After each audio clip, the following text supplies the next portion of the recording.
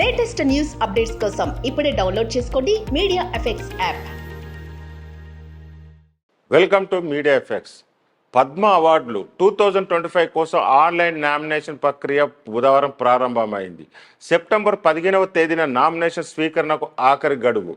అవార్డుల కోసం నామినేషన్ లేదా సిఫార్సును రాష్ట్రీయ పురస్కార్ పోర్టల్లో ఆన్లైన్ ద్వారా స్వీకరించడం జరుగుతుంది.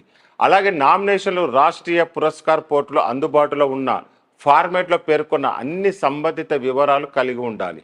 అవార్డులను సిఫార్సు చేయబడిన వ్యక్తుల విశిష్టమైన అసాధారణమైన విజయాలను స్పష్టంగా తెలియజేయాలి. దీనికి సంబంధించిన వివరాలు హోం మంత్రిత్వ శాఖ వెబ్సైట్లోని పద్మ అవార్డుల పోర్టల్లోని అవార్డ్స్ అండ్ మెడల్స్ శీర్షికలో కూడా అందుబాటులో ఉంచడం జరిగింది. ఇక పద్మ అవార్డులు భారతదేశ అత్యున్నత పౌర పురస్కారం, భారతరత్న తర్వాత అత్యంత ముఖ్యమైన గౌరవాలు. వీటిని 3 విభాగాల్లో ఇవ్వడం జరుగుతుంది.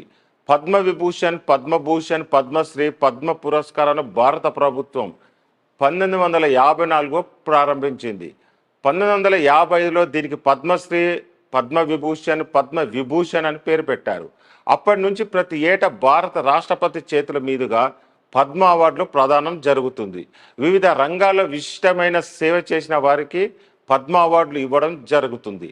కళా, సాహిత్యం, విద్య, క్రీడలు, వైద్యం, సామాజిక సేవ, science, engineering, public affairs, civil service, వాణిజ్యం, పరిశ్రమలు ఇలా అన్ని రంగాల్లో విశిష్టమైన సేవలకు పద్మ పురస్కారాలు అందించబడతాయి.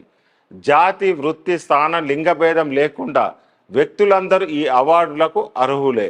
అయితే వైద్యులు, శాస్త్రవేత్తలు మినహా పిఎస్యులో పనిచేస్తున్న ప్రభుత్వ ఉద్యోగులు పద్మ అవార్డులకు అర్హులు కాదు.